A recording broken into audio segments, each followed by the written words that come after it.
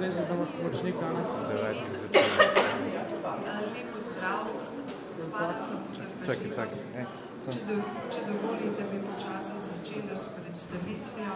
To je normalno, ker govori v mikrofon. Sem Milena Mileva Blažič. Študirala sem na Filozofski fakulteti, tukaj, to je moja fakulteta.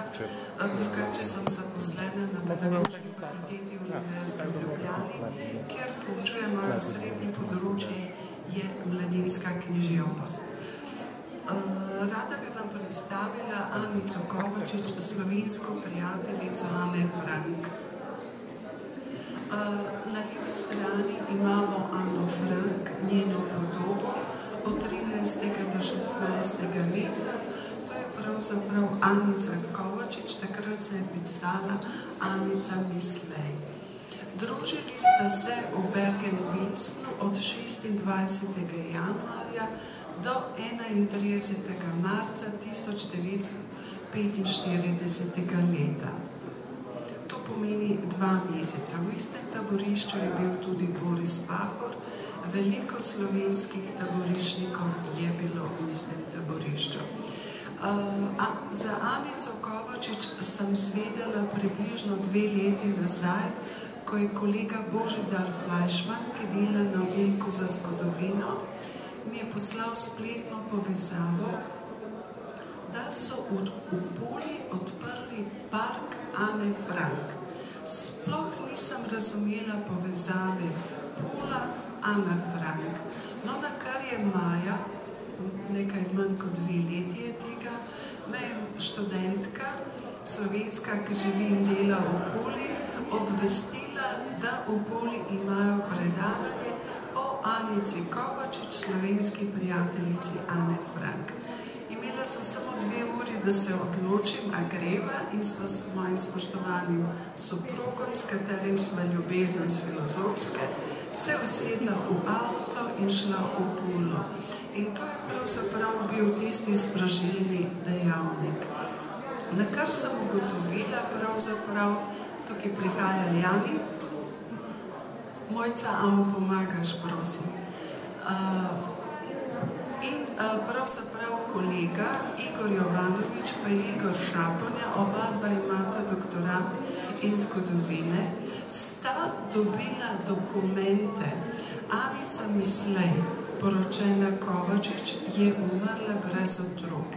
Ima 2 nečaka in en nečak je znan glasbenik Drago Mislej Mev, drugi je Danilo Mislej, bil je ravnatelj gimnazije v Postojni, ki je imel dokumente, zvezke in vse originale je pravzaprav podaril odličnima kolegama v Puli.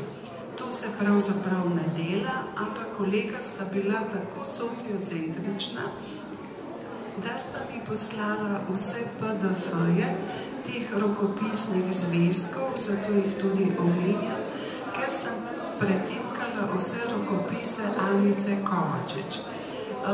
Jih bom tudi pokazala, teh dokumentov je nekaj, zato je današnja predstavitev tako strukturirana, da bi nekaj povedala o Anici Kovačič, njenih rokopisih, pa tudi središče, kako sta se spoznali in skoraj vsakodnevno pogovarjali v Bergen-Belsnu, in na koncu, kako je Slovenija skoraj usodno povezana z Ano Frank. Boste presenečeni na koncu, ker je tudi element kriminalke ali detektivke, ki ga prepuščam drugim strokam.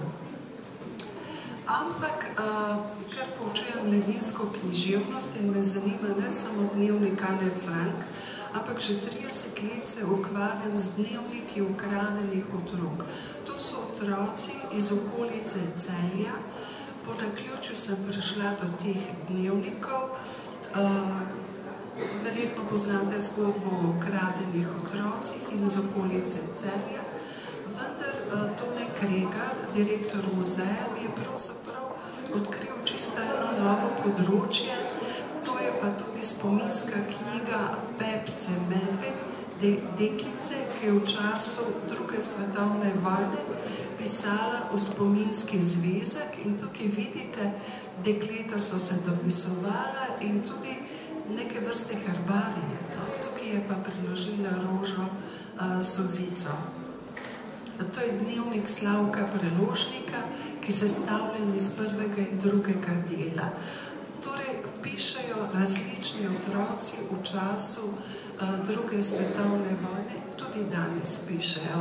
Tukaj pravzaprav imamo pesmarico slovenskih pesmi, ki jih je pisala Justina Marolt. Njeni sorodniki so to odkrili par let nazaj in na srečo so podarili zvezek vnuku. In Justina Marolt je pisala te pesmi slovenske in ljudske pravzaprav 4 leta. Jih je zapisovala, zanimivo, da je poučevala petje gluhoneme otroke. Neverjetno. Slovenska prijateljica Ane Frank je en večji projekt, ki ga je začela že naša kolegica Irina Novak-Popov, pred njo profesor Paterno.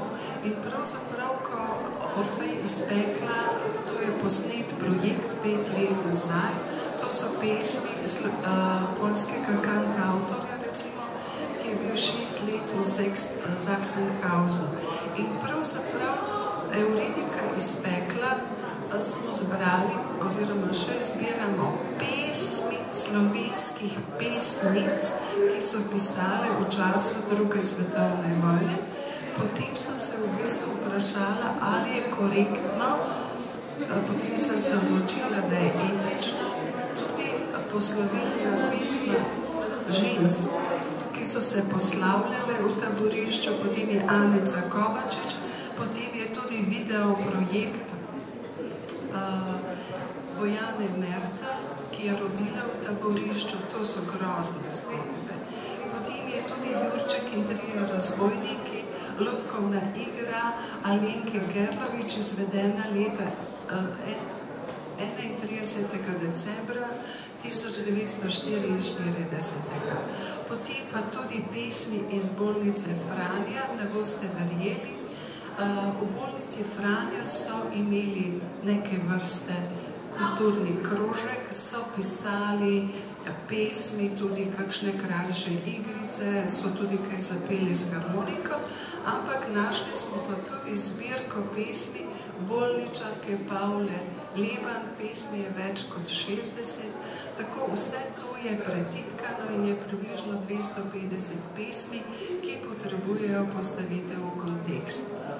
No, zdaj Anica Kovačič sodi pravzaprav v projekt Pule, ki ga stoletje evropskega antifašizma, to je projekt, ki je kombinacija IHRE, International Holocaust Research Project, kot bi imenovali, plus judovski projekt, ampak sodelujejo tudi tisti, ki niso samo tega porekla, in izjemno zanimiv projekt, ker so zbrali več kot 100 video pričevanj ljudi, ki so preživeli drugo svetovno vojno in imajo presenetljivo bogat, hkrati pa žalosten repozitorij.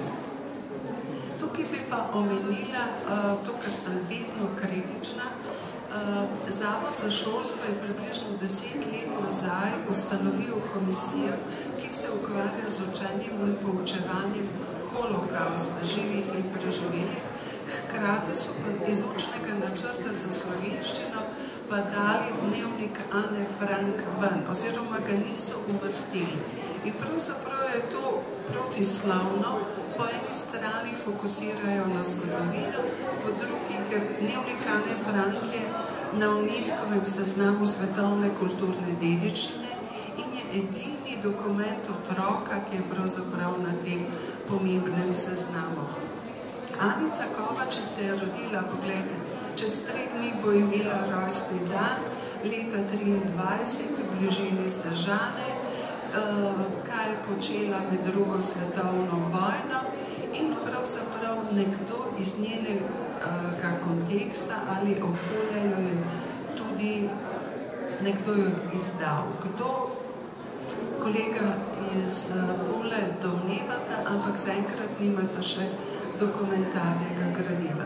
Tukaj bi vam rada pokazala te ženske, Anica Kovačič in druge taborišnice, ne samo iz Bergen-Belsen, ampak tudi iz Ravensbrücka, so se začele dobivati v 70-ih, posebej v 80-ih letih. Imele so zavezo, da tiste, ki preživijo, naj bi razširjale pravzaprav humanizem. In ko sem pretipkavala te zvezke, pravzaprav so napisane v številnih jezikih, v italijanščini, slovenščini, hrvaščini. In imele so zvezek in v ta zvezek, ta sestanek so imele v Puli, Medulinu pri Puli in so v ta zvezek opisovali seznam preživelih. Ampak to so počele pravzaprav 35 let nazaj, ko je minila časovna distanca, bolelo jih je še vedno to spominjanje, ampak takrat so začele pisati ta dnevnik preživelih. Tukaj bi vam slabo se vidi, ta dnevnik, to je rokopis in tako naprej. Imeli so, recimo, kdo je bil rojen v Bergen-Belsenu, potem seznam preživelih, kako so zasedanja evidenca sožive, dekliški priimki, sedanji naslov, takratni naslov, kdo je bil rojen, kdo je umrl in kdo je umrl po vojni doma, pa tudi vprašanje, kaj je z določenimi ženskami. Imele so to zavest, razširjanje poslanstva. Tukaj je pa zvezek, v katerem je 5 žensk taborišnic napisali svoje retrospektivne spomine. Zanimiva je Marjana Baumgarten-Briški, ki je bila lektorica za angleščino na tej fakulteti. To je pomembno. Potem, recimo, Roza Prijatelj Stele, potem Ljudmila Ježevnik, Ana Videnšek in objavljena je tudi zapisana pesem Videl zavrl iz antologije profesorja Paternuja, pa tudi iz antologije Ravensbrücka. Poglejte, to je ta zvezek, veliko, vsi sami poznate strukturo rokopisov. In pravzaprav o taborišču Bergen-Belsen, lektorica za angleščino je pač napisala, kdo vse je bil, recimo, kako so se preživljale, grozljivo je moralo biti. Tukaj imamo osnovne podatke pravzaprav o Marjani Baumgarten in osredotočila se je na osvoboditev, ko so jim prinesli kruh, vendar je ta kruh bil zastrupljen. In uboge ženske, tudi moški in otroci, so bili pa tako, hoteli so jesti, lačni, niso pa smeli. In potem, če je kdo ugriznil, so se začele pa take muke, grozljivo je bilo. Tukaj imamo nekaj odlomkov, recimo mogoče odlomek Ane Videnšek. To je taborišče, kjer smo morali gaziti po mrtvih, da ne bi gazili po umirajočih. Zelo grozljive stvari, kraj, kjer je smrt izgubila vsako ceno in tako naprej. Tudi zapisali so, vse smo videli, vse smo slišali, ampak nismo mogli verjeti, da je tako hudo. In recimo odlomek iz pesmi Videl zavrl. Tukaj je Anica Kovačič in ona napisala svoj kratek življenjepis, kako je bilo v taborišču pravzaprav, kako je bila izdana, katero številko je imela in kako je potem so jo tudi Nemci zdravili.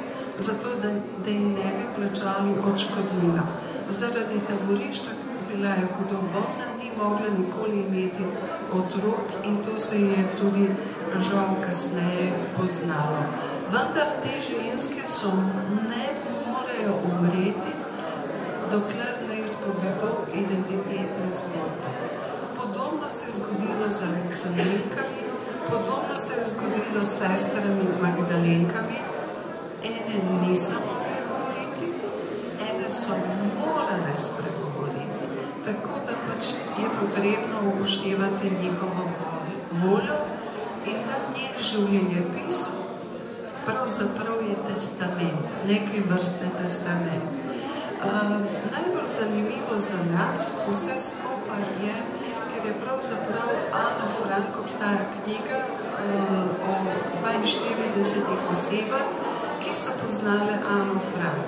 Knjigo je treba posodobiti in dodati našo Anico Kovačič, ker ni nikjer na tem mednarodnem obzorju. Kolega z Hrvaške iz Pule sta posnela video intervju, ki ga bo na koncu predvajala z Anico Kovačič. Ona dva sta jo spraševala v hrvaščini, ona je odgovarjala v slovenščini.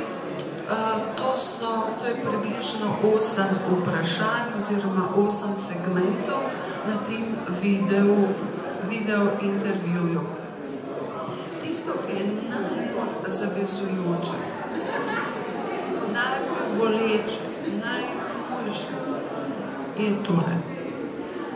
Anica Mislej takratna, pa Ana Frank takrat ni bila znana, nihče ni bila znana. Sta se dobivali skoraj vsak dan ob mreži taborišča in sta se pogovarjali.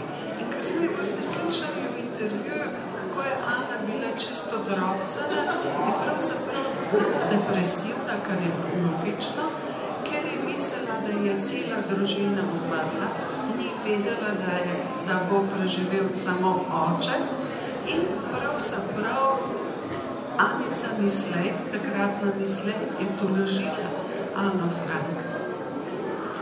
Tudi je bila starejša, mogoče ne 3-4 leta. Lahko to povezujemo, da je bila mogoče zrelejša, mogoče je bila kraškega, primorskega, mogoče je imela več življenjskega optimizma, ker Ana Frank, ona je bila 25 mesecev v tistem skritem aneksu, kasneje po različnih taboriščih.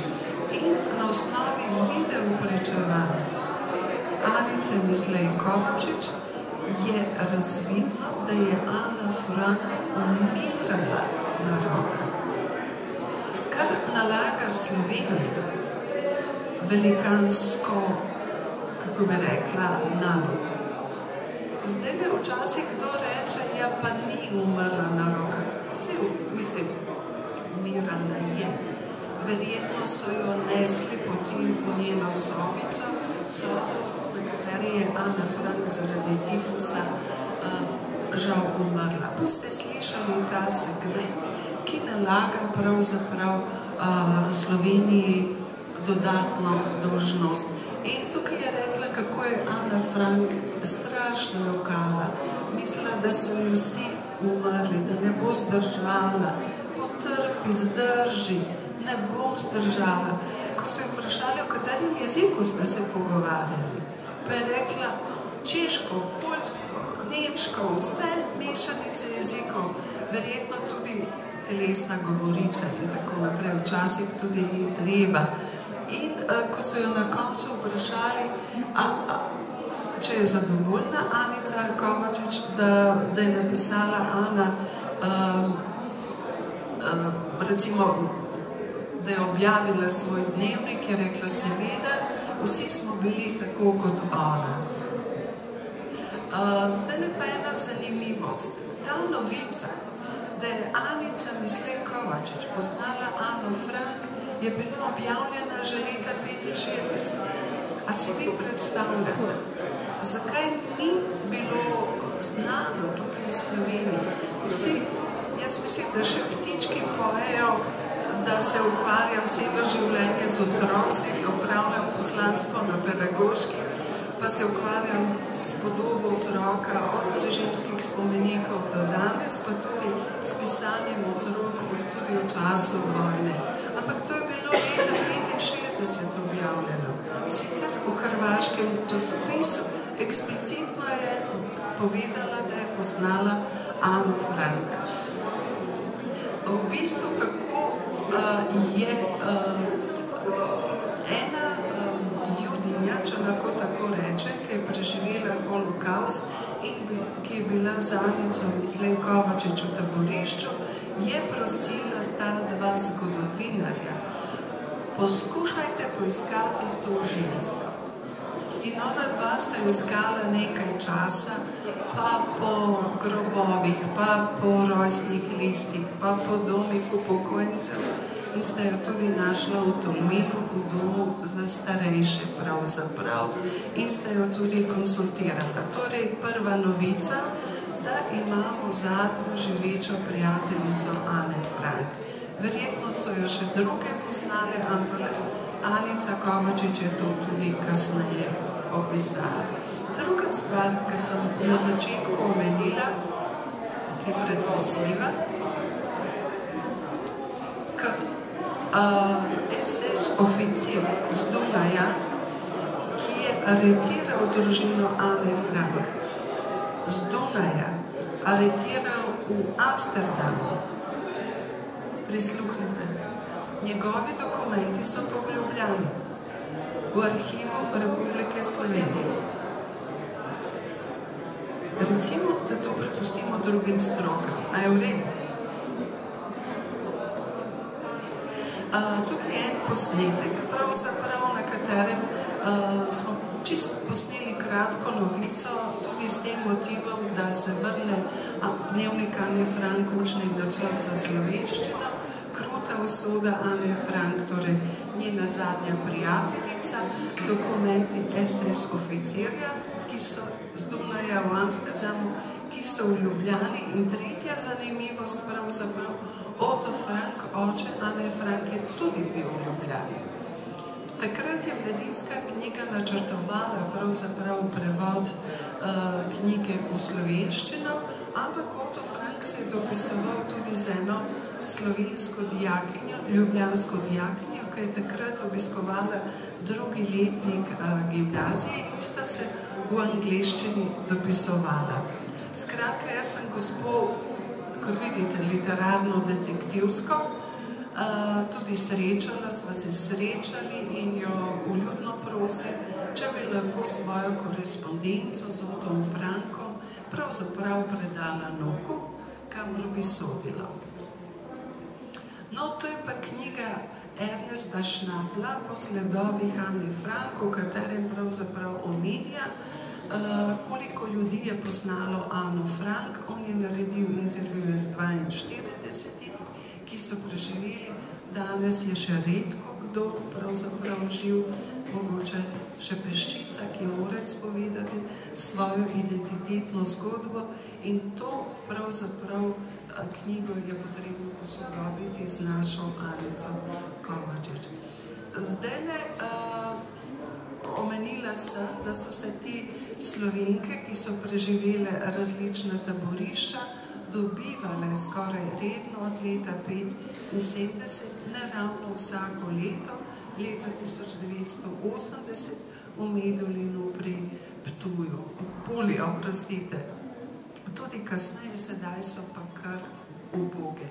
No, recimo, Kavčič Silvija je v svoji knjigi, ki jo napisala prvo v nemščini, kasneje je knjiga, odlična knjiga, res znanstvena knjiga, je pravzaprav omenila, da so se te taborišnice dobivale in so sestavljali te sezname. Seznam Anice Kovačič, ta zvezek, sem vam pokazala, vse je pretipkano. In je tudi v Puli, tudi pri sorodnikih, pa tudi doma na mojem računalniku. V zvezi z videoposnetkom, videointervjujem Bojane Mertel, ki mi je poslal kolega Marko Klavora, kustos muzeja v Novi Gorici, mi je poslal videointervju. Pravzaprav, ko ko sem postala kritična, vse sem itak vedno, do učnega načrta za slovenščino, zaradi Ane Frank, takrat ni bilo te nesrečne vojne, Izrael-Palestina. Zelo veliko ljudi mi je pošiljalo knjige, spomine in tako naprej. Takrat mi je Marko Klavora poslal video intervju z Bojano Merten, ki je rodila v taborišču. In njeno pričevanje nima mogoče kdaj drugič, če bo zaprt prostor, pa študijsko, bi si pogledali, ker je najbolj kadljivo. In je Jani pravzaprav napisal pesem Pieta na osnovi tega intervjuja. Pardon? No, tako kot sem prej omenila, to sta dva zrcalna projekta, Orfej iz pekla in sedaj sestavljamo to Euridiko iz pekla. To je nekaj literature z tega področja. Zdaj pa, če dovolite, ukvarjam se z etično-literarno vedo, ki je kolega Tomo Virk je tudi napisal 2 monografiji. In če dovolite, bi sedaj predvajala intervju, bi pa prosila za tehnično pomoč.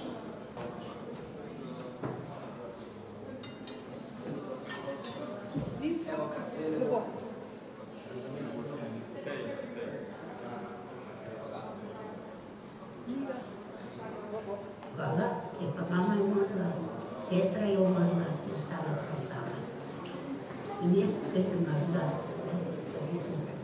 januarja šla, je začetka, konc decembra, 45 let. No in potem je ti srbovana in jokala vse skupne, potem je se tolažila, prišala k sebi, pa tolažila, nekaj ti se ostala prav popolnoma sama. Oče je bil drug molaka, da je šla za njega, ne? In potem mama in pa sestra in pa mama so mi pomagali noter, ne? In potem smo bili pomagali. Ampak pa skozi skupne, pa se reka, pa tolažila sem jo, ne jokat, ne. In na tisto, potem, ko je pa umrla konc marca meseca. Ona je povedala, si je. Kako ste se razumeli? Malo tako, malo po desno in pa tako, da sem jaz kar precej razumela, ne? In pa tudi ona je mene razumela, ker je tista, ne? Tako da ona je bolj po češko govorila, ne? Ker je v tisto, ne češko, ja, ali polsko, ne vem, polsko, tudi. Ona je bolj govorila in tako, da jaz sem se tisto, jo razumela malo tako, da sem kar dobro sem znala tudi ona nemško se tam. Kako je izgledala?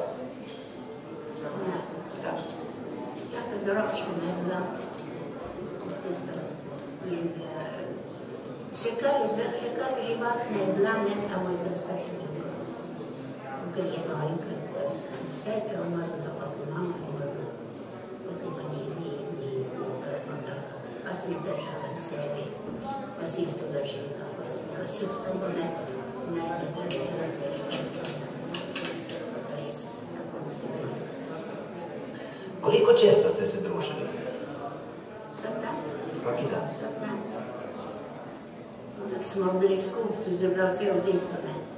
Nismo bili posebej po sobah, ali kaj tašnega, ne, to smo bili vsi v tisto, ne, vsi smo bili tam v zvoni, da v tisto, ne.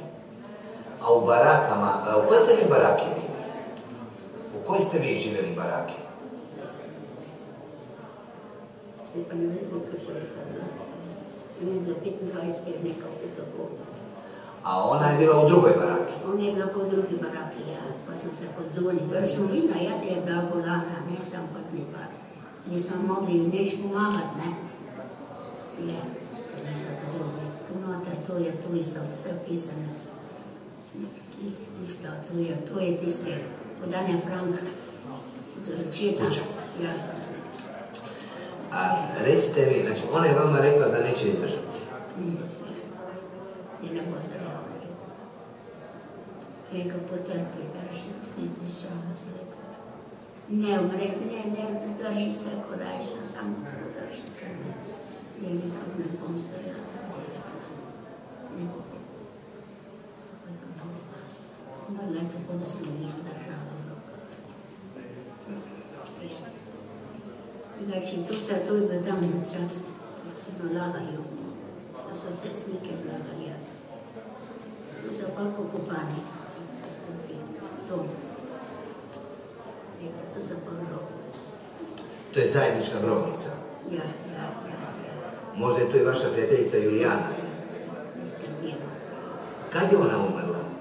Ona je umrla, kako je bila, preko bila konc vojne, tam noter. Konc vojne. A vi ste se tamo razbolili? Sine. Samo jaz sem nekako, ona je bolj jamrala, tako da bolj občutila noter, ne. Jaz pa nisem, neko bolj energična sem bila zato, da se moramo na tisto. Tako da je tisto tiho sprejel, ne. No, pa so pa prišli, koji po tismo, tukaj so bila pa izdek osvoboditev. Ja, prej ukrepila osvoboditev, januarja meseca, 15. januarja smo šišali sredo tam. No in potem so Nemci dali strup, noter v tisto hrano. Kruh so nas zastrupili, hrano kruh. No in potem je pomalo. 15 tisoč je to malo njih, pa ljudi pred odvetli. Pa tam na teh smo hodili, vse je bilo mrtvo. So jih. To je bilo prav na koncu. No in pa so pa 10 tisoč je to umrlo, ker pa Angleži niso mogli rešiti. Tukaj je to umrlo. Ker so dali strup, zato da ne bodo videli, da bi jih kar v peč vrgli. Tu so oni imeli namen, da ne bodo videli, Amerikanci, da prije ne bodo videli, koliko jih je mrtvih. Koliko jih je. Oni ne bi povedali, se hodili peč. Samo so prišli pa na skrivno noter, v skrivno so prišli noter in zato so jih pa dobili vse, ta drugi, ker so prišli jim zahrbno, na skrivno, in so pustili vse tiste papirje na mizi, pa so samo se dva takla pri mizi, tam, ki so pisarna, sta vtekla in ti so pa torej pobrali vse, tako da so videli vse Amerikanci, kdo je noter, pa vse. A je li vas ikad bilo strah za vaše življenje? Še nisem. Vse bo kar bo. Tam smo bili, pa bo kar bo, ne. No in potem smo pa tisto, no, tako da proti koncu ni bilo tako, kot pred začetka, ne. Ki se jih borili tisto. No pa tisto pa. Ana Frank je bila drugačija. Ona se bojala. Ja. Seveda, mama je umrla, sestra je umrla, sama je ostala in je nesno. Predala se. Ja, prav. A bila je mlada, što? 17. Koji su vam bili zadaci u logoru? Nič. Vi ste samo bili... Nič. Hodili, sedeli, notri pomagali, pomagali, sedeli in pošli. Znači čekali ste u principu da... Čakali tam, kad so streljali, pa smo stresli se, pa smo rekli, zdaj morajo biti, bodo kot blizu, ali pa bodo tisto, sam so čakali, da jaz sem tiška bila bolana, sem bila po bolnicah, sem bila vse tako, da sem res, prej se, ko smo prišli domov, smo bili še tam, ko je bila osvoboditev, so nas Amerikanci dali zdravili. Dokaj nismo mi drugi toliko zdravljeni, smo lahko šli na pot, nas niso pustili. No in potem so nas pelali, kadar smo bili do avgusta meseca, septembra meseca smo šli domov, v dnevnika, časopisov je bilo. Ker sem videla, smo zelo pis Ane Frank, sem pa iz tisto zmenom vzela. Sem zadovoljna, da je napisala resnično zgodbo, na vse skupaj, Seveda smo se čutili, samo smo bili vsi je kot ona. In smo prav srečna sem bila, no, da je tisto. Se je. Se imam celo tisto. Zgodovina celo nevna, tisti. Življenje pis. Imate življenje pis? Ja. Se je. Tako da sem bila prav zadovoljna. Da li ste, kada ste vidjeli da je ona postala slavna, da li je nekog interesiralo što ste vi nju poznavali? Da li ste imali... Ja, samo ona interesira, samo ni nobeden prašal. Ker ona je bila tamo, recimo, skladana pod Nemško, ne vem, katera država je bila. Nemško, Nizozemsko? Ja, tam. No, ona je bila tam, tule ni nobeden poznal, ne, jaz pa tudi nisem mogla, jaz sem tule, sem nobenih ni, nas tisto ni poznal, ne. In če dovolite, bi s tem zaključila, če bo kdo želel, lahko kaj v tem času vpraša, zdaj pa predstavljam tistega, ki pride za menoj, pa spoštovano kolegico Marjetko Goleš-Kavčič, pa Janija Kovačiča, ki je v glasbi na osnovi njene čudovite monografije, kompleksne slovenske ljudske balade, nekatere pravljice, pa tudi romance. En aplavz za njih.